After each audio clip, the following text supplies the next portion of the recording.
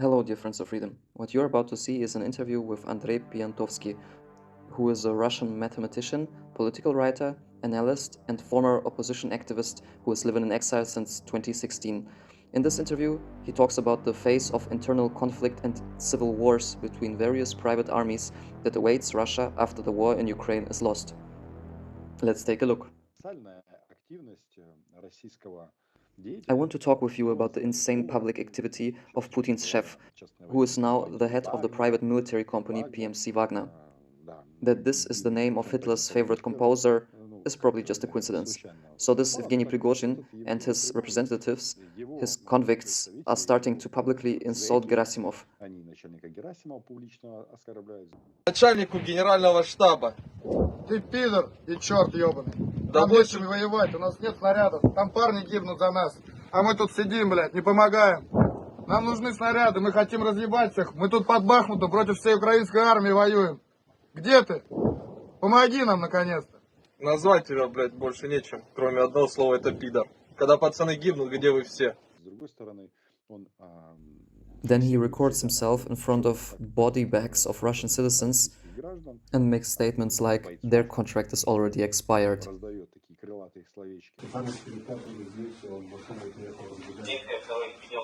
Их контракт закончен.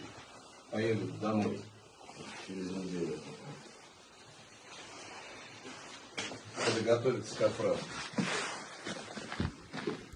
On New Year's Eve, he visited Ukrainian POWs and brought mandarins.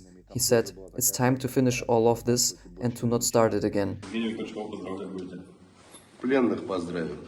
Их тоже должен быть праздник. Ну что, они такие же, как мы, славяне. У них такой же Новый год. Санта-Клаус нет. Привет, парни.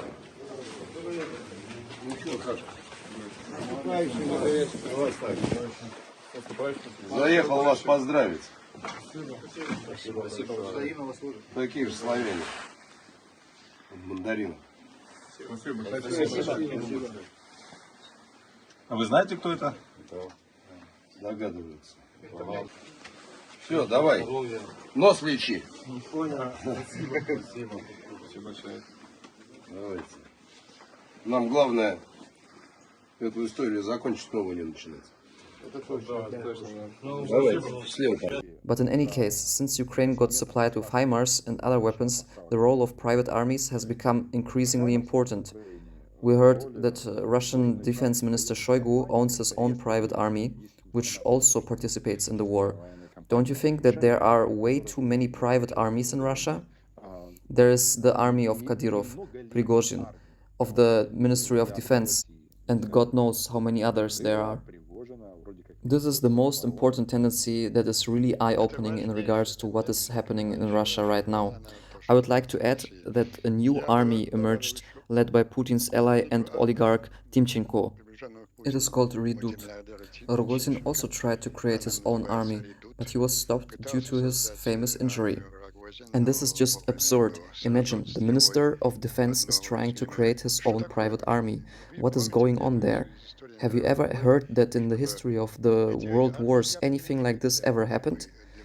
Those different armies obviously are not necessary for the war in Ukraine. In the Ukraine war, such an excess of military organizations who are competing with each other for limited resources are just deadly for Russia. They do not only compete with each other for military supplies and logistical capacities, there are also examples of those organizations having serious conflicts with each other. You have mentioned one tendency regarding Prigozhin. His rhetoric regarding Ukraine is very different from the rhetoric of official Russian propagandists. He said quite a few respectful things about Zelensky and Ukrainian soldiers. Now we have his last statement about it being necessary to finish up everything. Because Prigozhin and all those other owners of private armies are creating their own armies not for the war in Ukraine. They know quite well by now that this war is lost. They create their own private armies for the enormous civil war that is already beginning in Russia. This will be a new type of civil war. It will not be ideological, red versus white, or religious, as in, for example, Shias versus Sunni, or Catholics versus Protestants. There will be multiple criminal structures who will be fighting against each other for the vast properties that will become available after the crash of the Putin regime. The regime's downfall will be unavoidable after the defeat in Ukraine. I have been worried about these tendencies for a while now, and it gets worse when I have to watch those villains such as oligarch Tintyenko trying to increase the size of their private armies. They do not only need an army to fight for the assets that will be available after Putin's collapse, they need an army to protect the billions that they already managed to steal. This is what the owners of private armies are preparing for. I try to explain it to my colleagues in Washington, but they don't want to understand it. They say that they are very afraid of a civil war breaking out in Russia. But they tend to imagine the collapse of Russia as an ethnic collapse, which is understandable. Yes, we have Kadyrov's private army, and we have Kadyrov who understands that in a fight for Russian stolen assets and privatization, no one will give him anything voluntarily. If he would dare to go to Moscow and try to play any significant role there, he would just be killed. He fights for something else. He is growing his personal army to be the army of a new independent Chechnya. Chechnya is already de facto independent. Based on a deal between Putin and Kadyrov, Russia is paying Kadyrov a fortune so that Chechnya imitates loyalty to Moscow, even in the form of participation in Moscow's empirical adventures. But as soon as Putin's regime will fall, he will directly announce Chechnya's de facto independence to be de jure. He will be forced to resist possible assassination attempts by high-level officials, so-called siloviki. All siloviki hate him and will try to liquidate him to take away Chechnya's independence. Apart from that, he has his ambitions in the Caucasus region, such as suppressing the neighboring states like Ingushetia, Dagestan, and so on. But all the others are preparing for the great civil war over property, and there's nothing the US can do about it. Prigozhin is in a hurry. He wants to finish this stupid war and start to do real business as he sees it. Take a look at his enormous PR campaign aimed at discrediting the Russian army. I call this, and excuse me for the swear word, the faggotization of the Russian general staff and of the entire group of high-ranked Russian military servicemen. Prigozhin desperately needs this faggotization, because the only force that is able to properly withstand Prigozhin's army is the Russian army itself. That's why he needs to discredit the army in the eyes of the Russian society as much as possible. And he is already successfully doing it. For example, this announcement of some of his thugs saying that Gerasimov is a faggot. Later on the official website of the Russian Defense Ministry, an announcement appeared saying that some fake is being shared about some alleged Russian soldiers calling Gerasimov a faggot. They claimed that in fact these were Ukrainian nationalists who have called Gerasimov a faggot.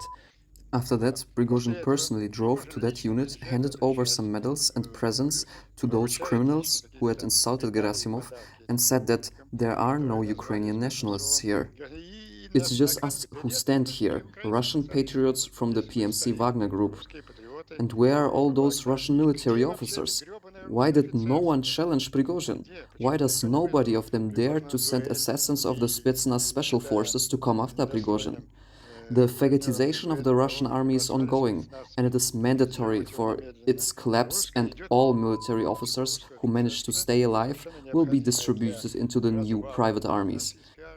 They will either go to Prigozhin's thugs, or to Kadyrov's army, or to Timchenko's, or to Shoigu's, in case he manages to stay alive. This is just unthinkable in the history of world wars. All those key figures who own the means of force in Russia already mentally understood that this war in Ukraine is lost. Yes, Putin can still declare a mobilization and send up to 1 million mobilized troops there, who will be torn apart into pieces in groups of 600 people who get high-marsed in unprepared barracks.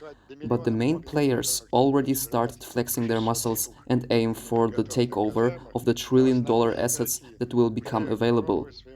These are not only the natural resources. Yes, there are Russian USD reserve currencies that have been confiscated and that will be redirected to Ukraine, but there are still enormous material resources on the Russian territory.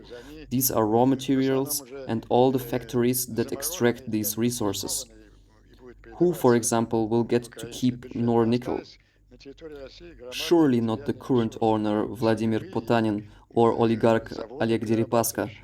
Prigozhin or the other warlords will not allow it. This is Russia's future. Actually, this Russian future is even unfolding already today. And the condition for this future is a total fagotization of the Russian army and its officers. I think Mr. Prigozhin and others need to take an example from Ramzan Kadyrov, who is saving and protecting his most skilled troops from dying in Ukraine so that he can use them to solve the problems inside Russia after its defeat in Ukraine. Ah, yes, Roman. Thank you for reminding me.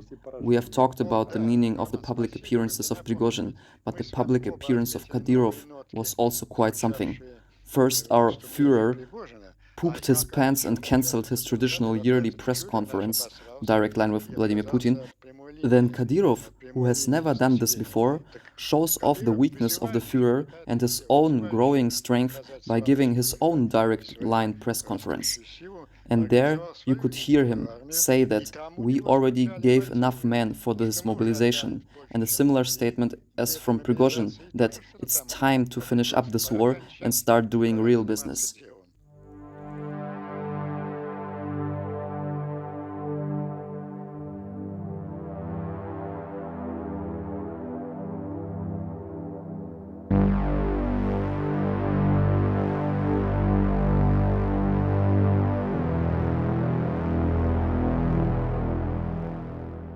This week, Prigozhin sent a butcher's hammer to European Parliament after Parliament recognized Russia as a terror sponsor.